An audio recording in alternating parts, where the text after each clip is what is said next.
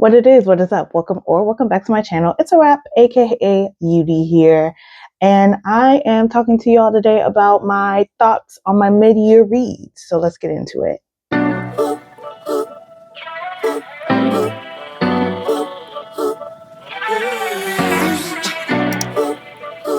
I cannot believe it's that time of the year. I can't believe we're already halfway through the year. I feel like this year just started. As you can tell from the title, I am doing a little bit of yapping about my thoughts about my reading year so far.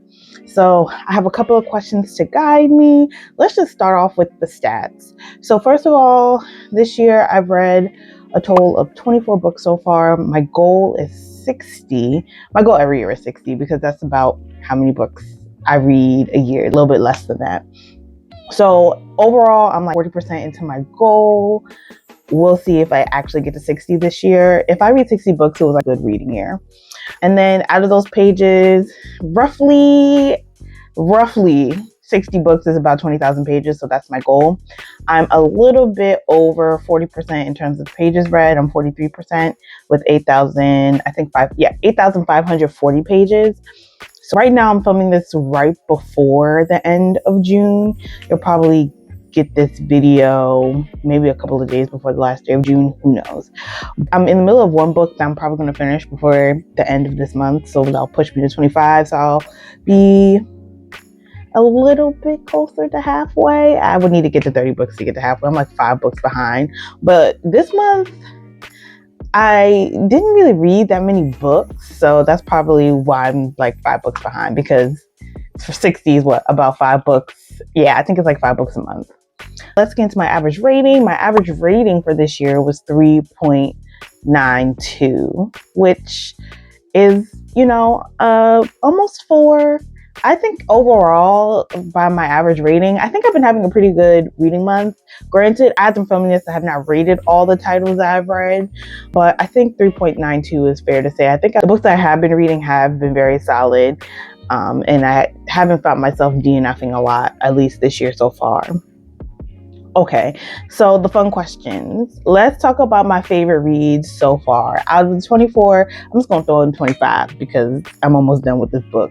But out of the 25 titles that I've read so far this year, I would say that my top 2 is Kin by Tayari Jones. I think that's a lot of people's favorite this year. It's such a good book on motherhood, navigating family, finding new family, newfound family, and it does it in a way that's just very, the only way I can think of is human. I just keep thinking back to this book.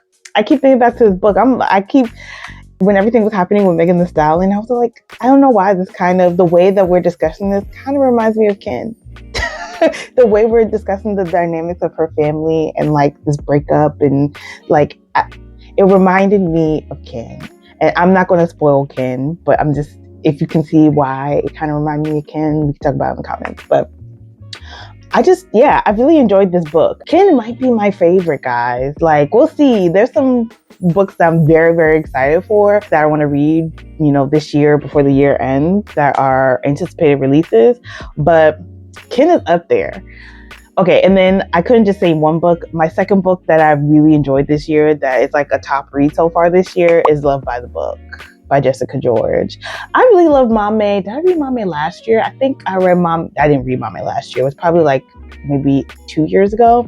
I read Mame, and I really enjoyed Mame. But I loved Love by the Book. It really is a romance, but between friends, and the way that the main character is navigating the grief of the changing dynamics of her old friendship and coming into this new friendship, to me is so beautiful, and I think it beautifully captures friendship.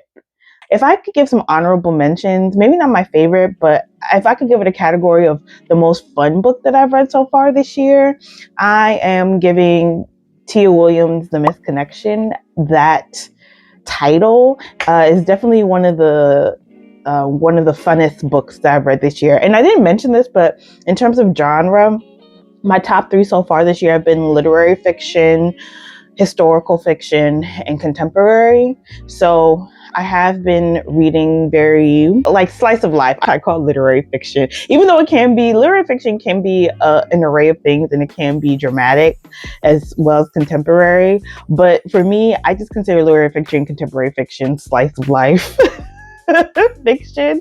And that's just like, that's my favorite in terms of art.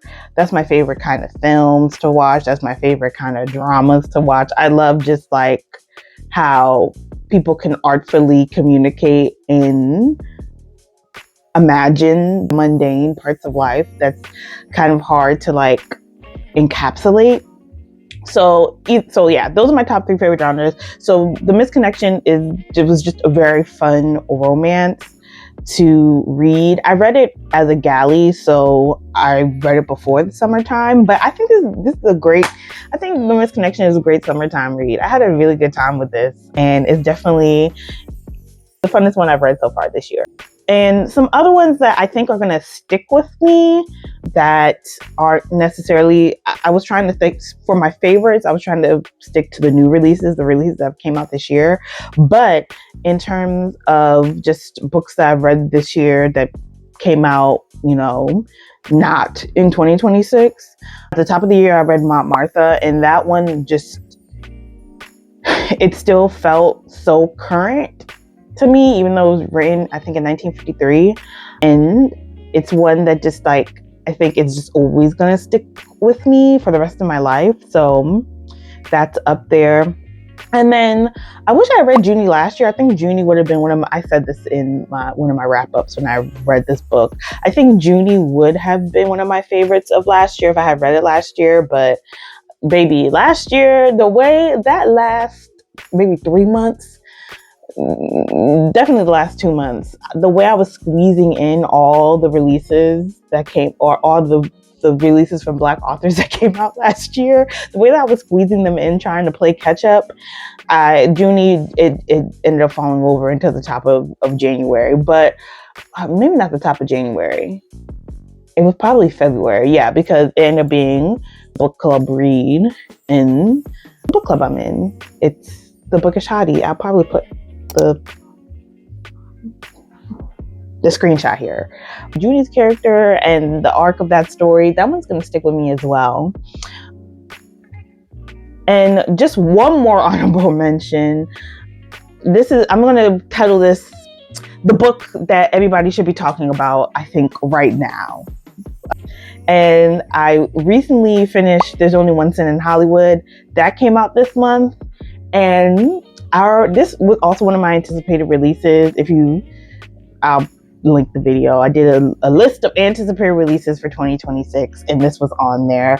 It's by Rasheed Newson. He came out with My Government Means to Kill Me. That was his first novel. This is a sophomore novel, and a strong sophomore debut. The way this read like a movie, not as much as There's Only One Sin, not as much as My Government Means to Kill Me did. That one read very episodic to me in a way that sometimes you read a book and you can tell that it's written to be made to go to screen. This one read in that way, but still felt like a complete book. I felt like I was transported, but yeah, There's Only One Sin in Hollywood, when I was in it, I was absorbed.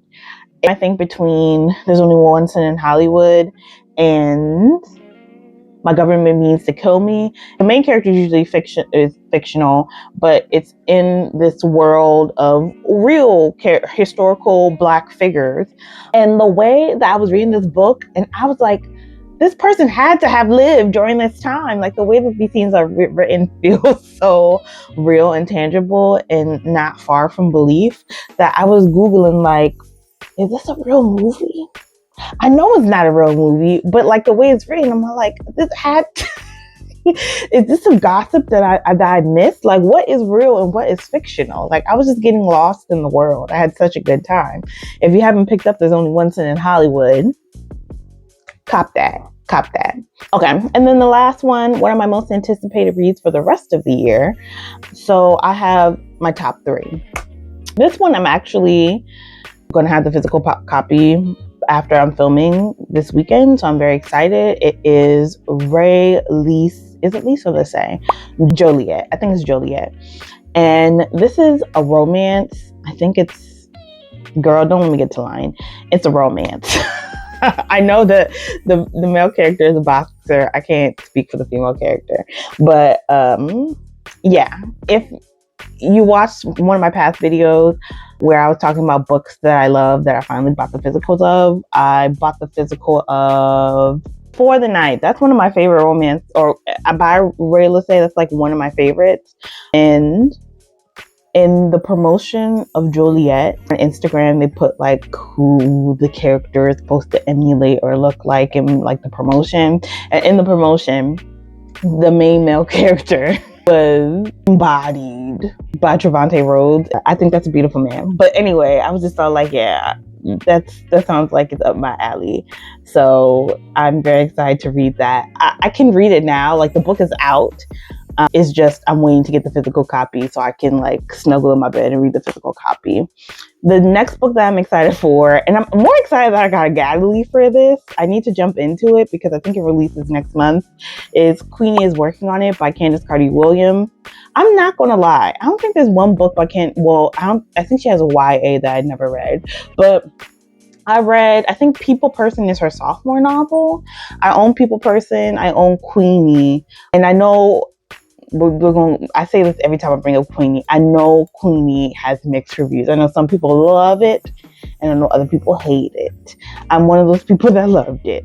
So, and completely understand the critiques. Let me not say that the critiques aren't valid. The critiques that Queenie has are valid. So hopefully this follow-up book on Queenie, now that I think she's like in her 30s. I think that's another thing, because I think when I read Queenie, not saying that I lived a life like Queenie, but Queenie is the same age as me. I had some empathy. I'm just saying I had some empathy for Queenie, okay? And I'm excited to see where Queenie is now, because I know that there's the series. I don't know if the series got canceled, but I know in the series there's a little bit of a twist in the series.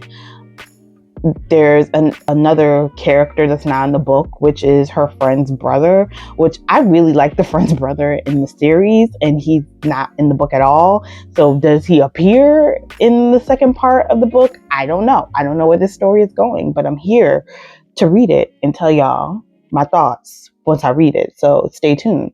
And then there's another book that I had the galley for that I'm very excited to read, and I've heard nothing but good things about so far from the people that have read it so far, and that's True Confession of First Lady Freeman. Short stories it takes me a second to decide when to read short stories because they're not my particular favorite, but some of the books, thinking of all the short stories, some of those books that stick with me the longest are short stories. And The Secret Lives of Church Ladies, it was such an entertaining read.